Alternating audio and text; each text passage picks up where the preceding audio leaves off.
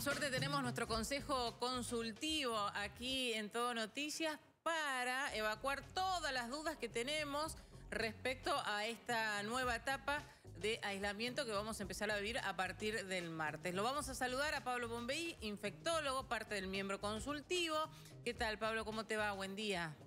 ¿Qué tal? Buen día, ¿cómo estás? Bien, muy bien. Bueno, contanos, en principio, la semana pasada vos formaste parte de los especialistas que estuvieron reunidos con el presidente Alberto Fernández, ¿verdad? Sí, correcto. Eso fue el día viernes. Previamente, el día anterior, habíamos tenido una reunión todos los integrantes del Comité Consultivo del Ministerio de Salud con la gente del Ministerio, y al día siguiente estuvimos con el presidente. Ahí, ¿qué tipo de consultas o dudas, digamos, o temores le plantearon al presidente en esta nueva etapa donde estamos conociendo ya ahora entre 700 casos por día de infectados de coronavirus?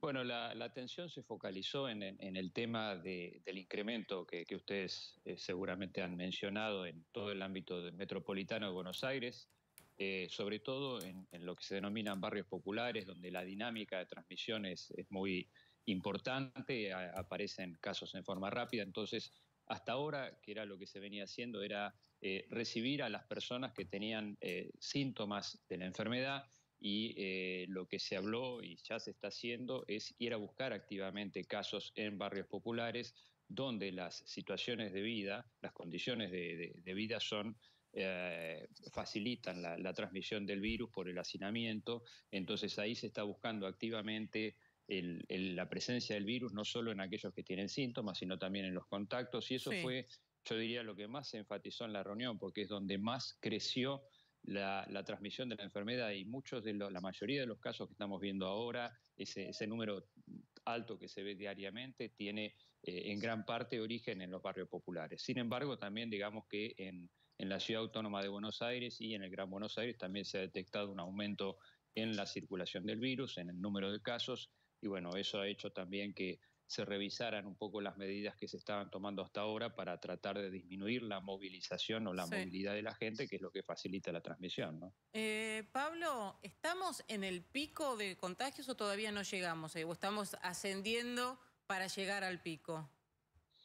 Bueno, eso la verdad es que todavía no lo podemos saber. Tenemos que ir viendo. Sabemos que en lo que queda este mes y seguramente durante el mes de junio va a seguir habiendo un número importante de casos, pero es un poco difícil de establecer si este es el pico o va a ser más adelante. No lo podemos saber. Yo creo que lo importante es que toda esta cuarentena, sobre todo la primera parte de la cuarentena, que fue muy importante, ha permitido en gran medida que el sistema de salud se prepare para esta situación. Esta situación sabíamos que iba a ocurrir. Uno de los puntos donde podía el virus transmitirse fácilmente es en los lugares de alta densidad de población, como los barrios populares, también en ciertos núcleos como son las instituciones geriátricas, y eso evidentemente ha ocurrido.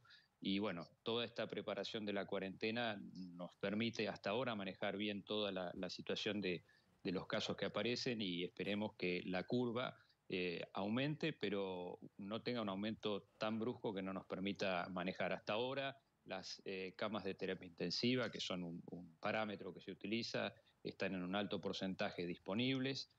La mayoría de los hospitales están con un número importante de pacientes recibiéndolos en la guardia, pero la mayoría son pacientes con cuadros leves. Hay que destacar que más del 80% de los casos de enfermedad son formas leves de la enfermedad. Entonces, y eso ocurre sobre todo en personas sin condiciones de riesgo, y lo que hay que seguir preservando es aquellas personas que tienen más riesgo de complicaciones, que son los adultos mayores y las personas de cualquier edad con las condiciones de riesgo de enfermedades pulmonares, cardíacas, etcétera. Pablo, te voy a preguntar algo que se pregunta muchas veces, pero el otro día lo escuchaba al infectólogo, también colega tuyo, a Eduardo López, hablar de los tiempos que yo me tengo que estar exponiendo ante una persona que tiene el virus, sea asintomático o que lo tenga manifiesto. ¿Cómo me contagio yo? Yo por ahí, si estuve 2 segundos y esa persona no me tosió en la cara ni nada, ¿ya me voy a contagiar? ¿O tiene que pasar un tiempo, compartir algún elemento que me hable directamente en la cara? Es una buena pregunta, Dominique. El virus se sabe que se transmite sobre todo en las personas que están con síntomas, que esas personas tienen la mayor cantidad de virus y excretan o eliminan mucho virus. También esa eliminación del virus en gran cantidad empieza desde 2 o 3 días antes, sobre todo 2 días antes de empezar con los síntomas. Necesariamente tiene que haber un contacto sin ningún tipo de protección durante algún tiempo. No es que uno pasa y se contagia, sino que sobre todo el contagio se ve cuando hay un contacto estrecho. Un contacto estrecho significa estar más de 15 minutos sin elementos de protección, como puede ser el cubreboca, que ninguna de las personas tenga el cubreboca. Por eso insistimos en la necesidad del lavado de manos, del distanciamiento social, porque uno, si está a más de 2 metros, por más que la otra persona tosa o hable, es muy poco probable que uno se infecte. Entonces, no es solo el contacto, el tiempo de contacto, sino es la distancia, el uso de elementos de protección personal como es el cubreboca, es decir, todo influye. El contacto fugaz en general no es suficiente para que uno se infecte.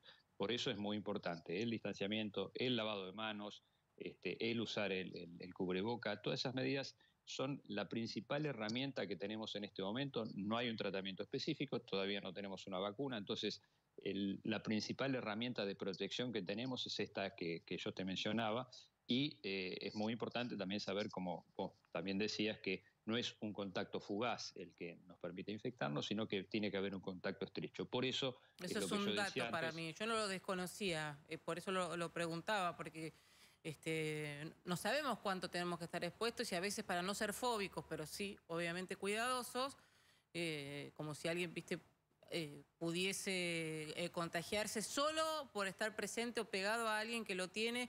Pasé caminando y estaba con coronavirus. Me voy a contagiar, ya uno entra en pánico. No, hay muchas cosas de la dinámica de la infección que todavía se desconocen, pero claramente, y lo estamos viendo en las situaciones de convivencia en lugares cerrados, donde hay mucha gente, como hablamos de los barrios populares, donde se ve la mayor tasa de transmisión. Y esto ocurre porque hay mucho tiempo de contacto en poco espacio, entonces esos son todos los elementos que facilitan la transmisión. Puede haber casos de transmisión ocasional por un contacto de poco tiempo, pero en general, si uno toma las medidas de distanciamiento social y todas las medidas que mencionamos antes, es bajo a la posibilidad de contagiarse. Entonces, el contacto estrecho, que está claramente definido en los criterios de definición de caso del Ministerio de Salud, establece cuáles son las necesidades que tiene que haber o la situación que tiene que haber para que uno se contagie. No es el contacto casual. Por eso, el transporte público, que siempre es un punto muy importante de riesgo de transmisión, es un lugar donde uno está mucho tiempo, en contacto cercano con otras personas, a veces no hay posibilidad de distanciamiento social, por eso es muy importante en esas situaciones, como es el viaje en un medio de transporte público, utilizar todos los elementos de protección, no tocarse la cara durante el traslado, lavarse las manos antes y después del viaje, y todo eso seguramente también a la persona lo protege. No es que viajar en transporte público va a ser una situación de contagio sí o sí, sino que va a estar protegida con esas medidas. Pero en la medida que podamos tener menos gente viajando en el transporte público, siempre es menor la probabilidad de transmisión. Claro. Lo último que te quería consultar, Pablo, ¿estamos testeando lo suficiente? Puede haber muchos más casos porque, bueno, en realidad lo que se testea es el que tiene síntomas, el que aparece y te dice, tengo todos los síntomas, no me siento bien. Bueno, también es una pregunta importante porque desde el inicio de la pandemia, cuando solo se testeaba en el Instituto Malbrán, que hizo un gran esfuerzo para recibir y manejar todas las muestras que llegaban del país, a la situación actual ha habido un gran cambio. Hoy se puede testear en todo el país, en distintas provincias, todas las provincias, en distintas localidades, tanto en el ámbito público como en el ámbito privado. Y también la definición de caso influye, si cuanto más sensible es la definición, más amplia, bajamos la temperatura en el sentido de que a partir de los 37,5 uno ya sospecha el caso, aumentaron los síntomas a los cuales uno les presta atención para tomar una muestra en un paciente, todo eso aumentó. Ahora, el aumento del testeo, más allá de eso, también tiene que ir dirigido a los lugares donde uno probablemente pueda encontrar casos de la enfermedad se esté transmitiendo rápidamente. Tal es el caso de los barrios populares, que de hecho se está trabajando en el testeo, en un plan que se llama Detectar, que Claro. es ir a buscar activamente, no esperar que, como decíamos antes, que la gente venga con los síntomas, sino ir a buscarlos activamente, porque a veces la gente no reporta el síntoma porque no lo sabe, porque no le da importancia, porque tiene temor a quedarse sin trabajo. Es decir, hay un montón de razones y en esos lugares la búsqueda activa está permitiendo esta detección. También el testeo se hace en instituciones geriátricas cuando uno detecta un caso o en el ámbito de la salud, donde el personal de salud, donde aparece un personal de salud con síntomas y con confirmación de COVID, se testea también Al en muchos equipo. casos exactamente al equipo. Es decir, que esas son las situaciones donde uno va a testear con lo que es el hisopado, lo que la muestra conocida de un hisopado nasofaringeo. Después hay otras formas de testeo, que es la muestra rápida en sangre, que lo que busca son anticuerpos que el organismo generó contra el COVID. Claro. Eso no es tanto para el diagnóstico específico de una persona infectada, sino que eso permite hacer un relevamiento epidemiológico, saber, bueno, en esta población, por ejemplo, que se está haciendo en las estaciones de trenes, que transita por estas estaciones, la prevalencia o el porcentaje de infectados es del 2, 3%, 4%. Hasta ahora la información que tengo es que son muy bajos o es muy baja la prevalencia en esas situaciones. Pero esa es otra forma de testeo. Por eso uno tiene que diferenciar el testeo del hisopado nasofaríngeo cuando uno quiere hacer diagnóstico, eso tiene que dirigirlo a las situaciones de alto riesgo de transmisión, que uno lo va a buscar como se está buscando ahora, o en situaciones puntuales, como hablábamos antes, de instituciones de salud, donde uno también tiene que ir a buscar los contactos. Después, en el resto de las situaciones, por supuesto que hay que testear a todo aquel que tenga síntomas compatibles.